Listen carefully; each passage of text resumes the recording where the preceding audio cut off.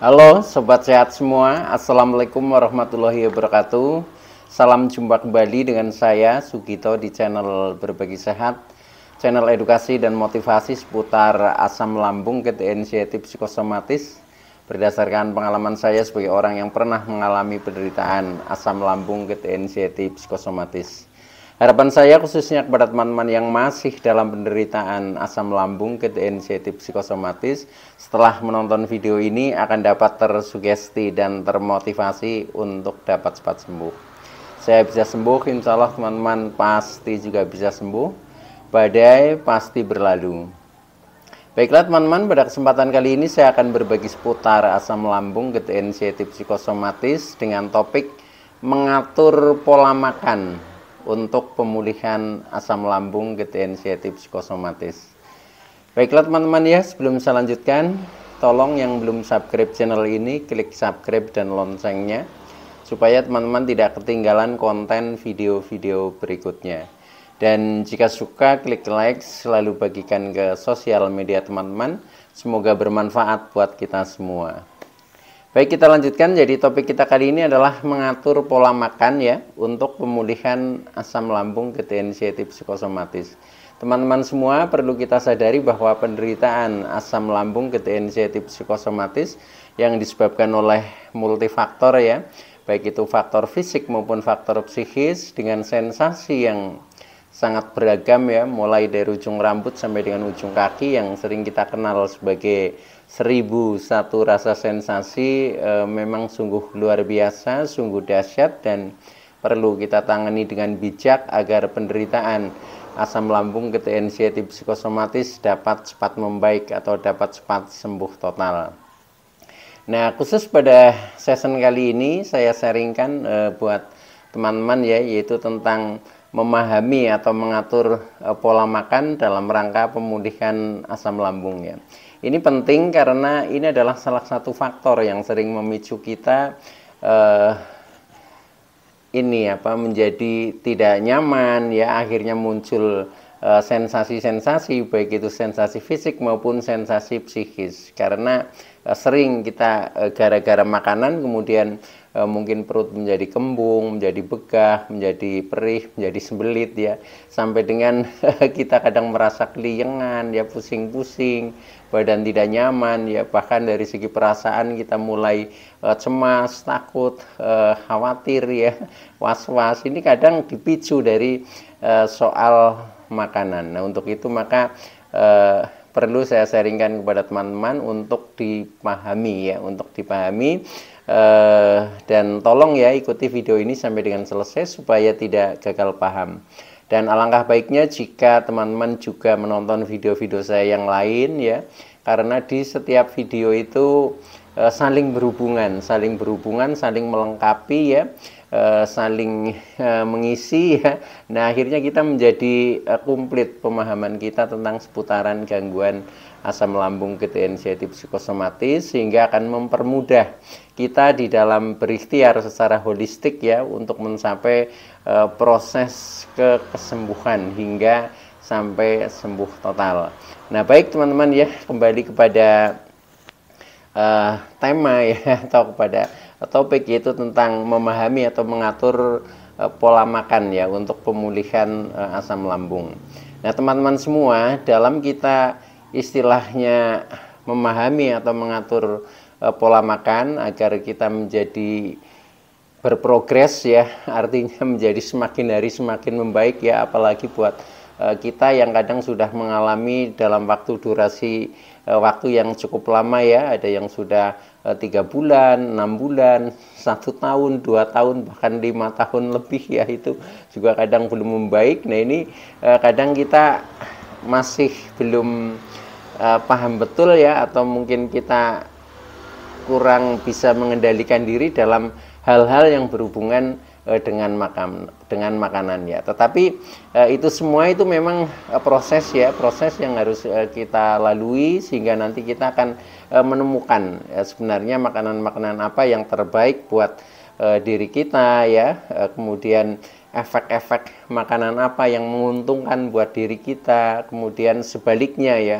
makanan-makanan apa yang berefek negatif. Nah, itu menjadi paham setelah kita istilahnya berusaha memahami setiap makanan-makanan yang kita konsumsi. Nah, dengan seperti itu ya sudah, akhirnya kita jauh menjadi lebih bisa mengendalikan diri ya. Jadi makan itu bukan prioritasnya enak dan tidak enaknya, tetapi justru prioritasnya adalah manfaatnya ya. Ketika saya makan ini manfaatnya apa ya? Ketika saya makan ini dampaknya bagaimana? Nah, itu nanti yang menjadi dasar pertimbangannya itu adalah seperti itu.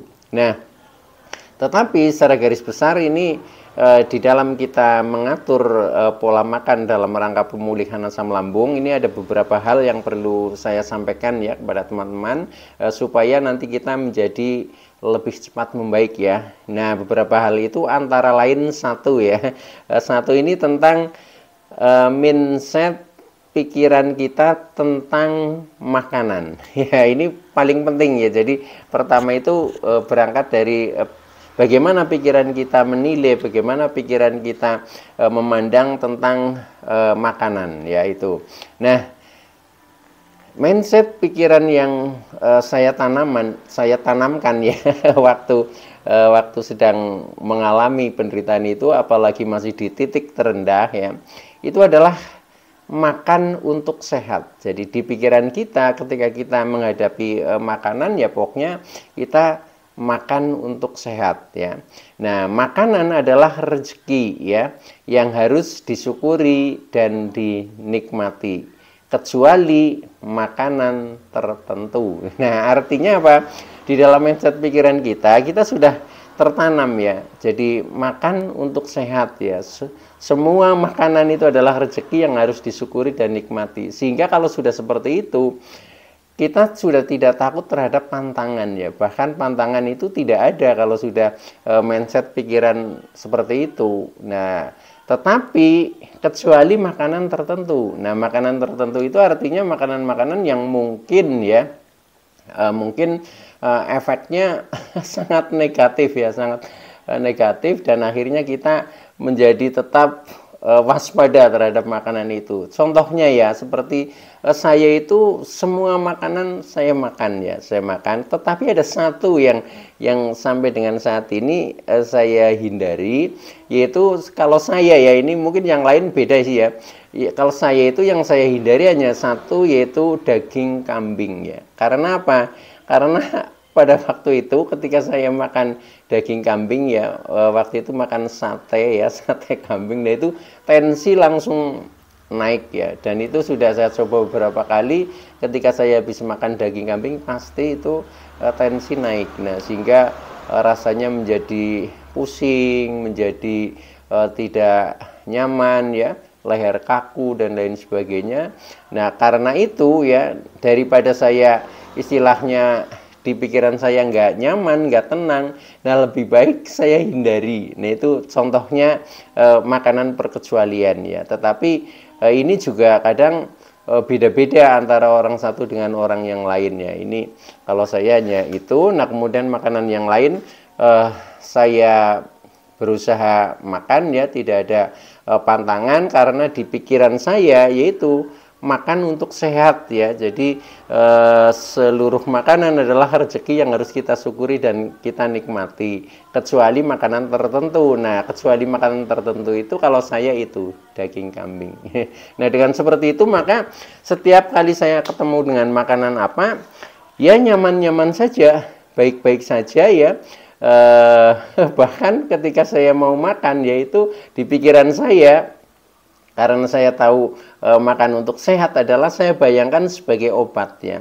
Dan itu ternyata juga bisa ketika kita mengafirmasikan ya, mengafirmasikan sebagai makanan itu seolah-olah seperti kita makan obat. Nah, akhirnya efeknya di dalam tubuh kita ya kan baik-baik saja, karena sudah diawali dengan mindset pikiran yang positif memandang tentang makanan. Nah, maka buat teman-teman silakan saja ya, tidak usah takut makan, tidak usah terlalu takut dengan makanan pantangan, walaupun itu perlu dikendalikan ya, tetapi jangan jadi momok yang akhirnya ini apa, kita menjadi selalu cemas, selalu takut itu gara-gara dari makanan ya. Karena saya pengalaman dulu saya juga pernah takut makan ya, karena setiap habis makan rasanya nggak nyaman ya, Nah, akhirnya daripada nggak nyaman ya, kadang perut perih, perut sembelit dan lain sebagainya ya, pilih nggak makan. Itu seperti itu pernah ada fase-fase seperti itu, tetapi sekarang alhamdulillah sudah normal kembali ya, seperti dulu kala lah seperti sebelum terkena gangguan asam lambung gerd inisiatif psikosomatis. Nah, itu semua adalah proses yang harus kita sadari, kita pahami ya, kemudian kita latih, dan akhirnya nanti kita bisa terlepas dari gangguan itu semua, teman-teman. Nah, baik ya, itu yang pertama. Jadi mindset tentang pikiran kita terhadap makanan. Intinya adalah makan untuk sehat, itu yang perlu ditanamkan di dalam pikiran kita, karena kita adalah inginnya sehat, inginnya sembuh ya. Nah, makanya kita harus makan. Itu kuncinya di situ. Nah, kemudian yang kedua yaitu tentang atur waktu makan.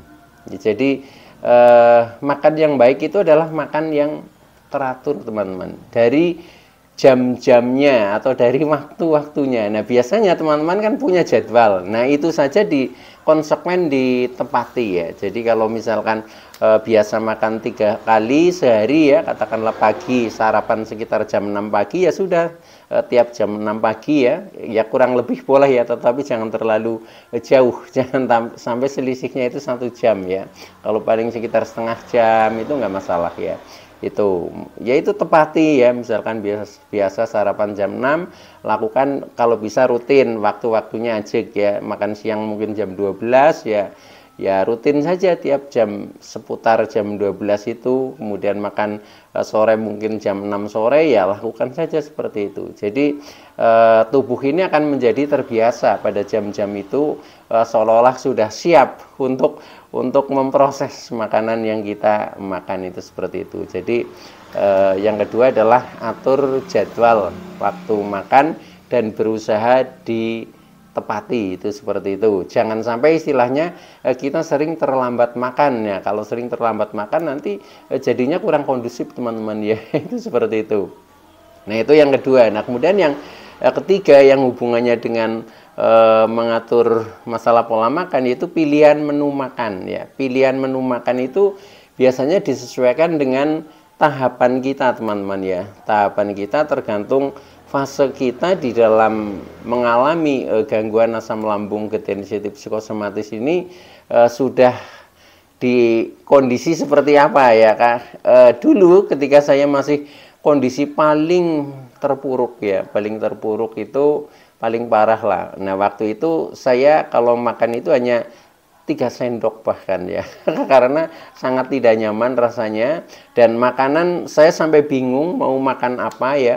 Nah, itu saya bayangkan seolah-olah saya seperti bayi lah, seperti anak kecil. Anak kecil itu selalu dikasih makanan-makanan contohnya yang lunak ya, misalkan buah ya pisang, itu seperti itu. Nah, itu yang saya terapkan. Jadi saya bayangkan saya masih seperti bayi lagi seperti itu. Nah, akhirnya sampai makan itu ya saya hanya makan bubur bayi itu. Kan ada bubur bayi yang kemasan itu ya. Nah, itu cuma pakai itu ya pada jam-jam makannya, karena memang waktu itu pas posisi sedang drop ya, badan kurus, kemudian kecemasan masih sangat tinggi ya, kemudian untuk makan juga kadang mual dan lain sebagainya. Nah, itu saya hanya makan itu, jadi hanya bubur bayi. Nah, itu ternyata juga akhirnya membaik ya, karena bayangan saya pasti ini nyaman di lambung saya, karena bayi saja makan ini nggak apa-apa kok, bayi saja makan ini menjadi sehat, menjadi tumbuh dan berkembang seperti itu. Nah, akhirnya itu kan artinya karena pikiran saya sudah menerimanya seperti itu, sudah membayangkan seperti bayi. Nah, akhirnya menjadi agak membaik. Nah, itu ya berlangsung sekitar beberapa hari ya, katakanlah 1 minggu kurang lebih saya hanya makannya itu, ternyata menjadi lebih nyaman, lebih baik. Nah, itu artinya apa, teman-teman? Artinya kita makan itu menyesuaikan dengan fase kita. Nah setelah itu karena sudah merasa agak baik ya sudah, saya kembali lagi ke nasi ya, nasi. Nah makan nasi itu tetapi saya juga bayangan saya masih seolah-olah saya masih balita ya, masih anak-anak ya.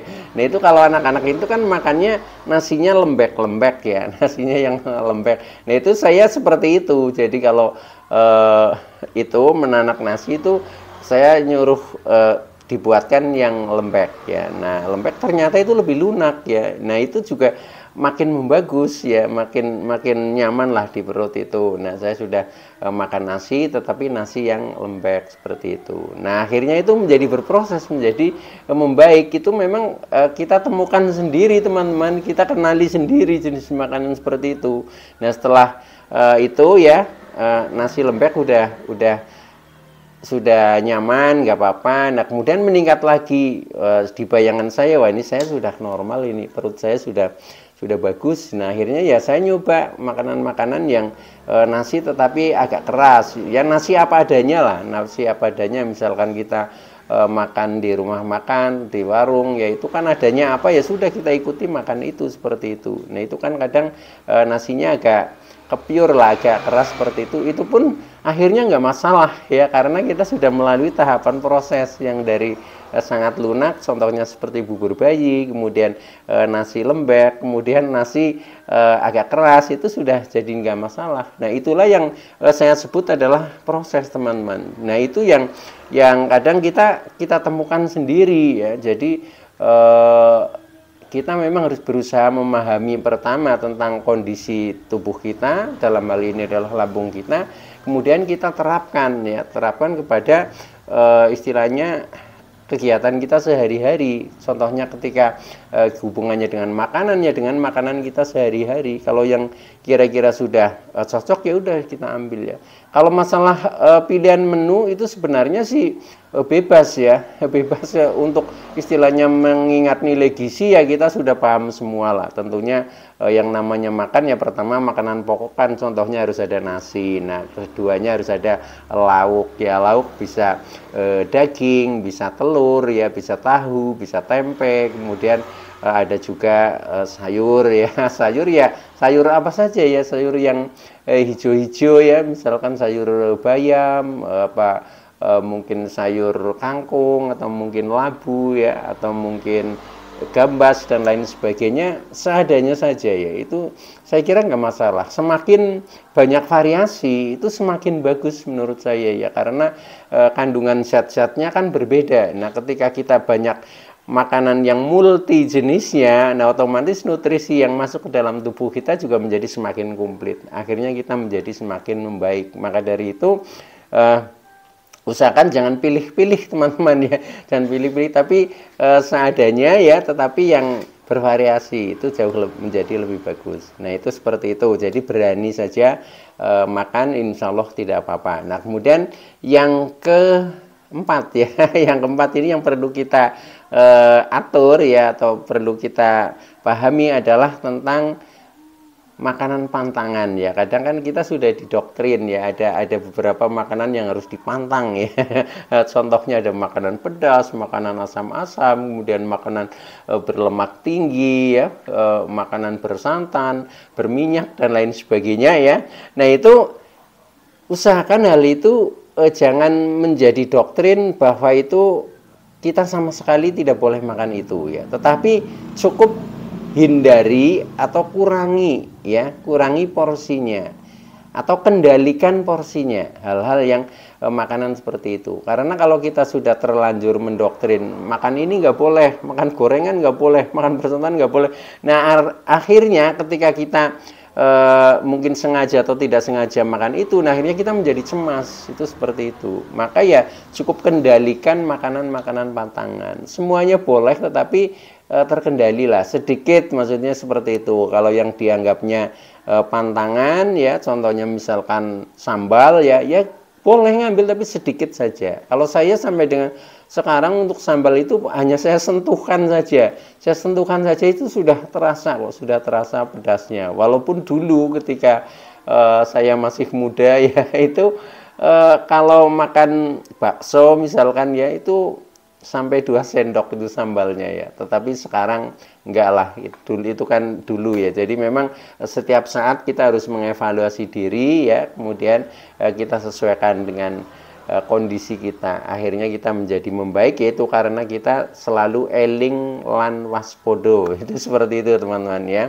Nah itu jadi tentang makanan pantangan cukup dikendalikan saja. Nah kemudian yang ke 5 ya, ini bisa ditambah supaya kita jauh menjadi lebih berprogres ya. Ini dengan makanan-makanan herbal alami yang menunjang pemulihan. Contohnya misalkan kita makan rebusan labu kuning ya, kita makan ngemil dengan rebusan-rebusan ya.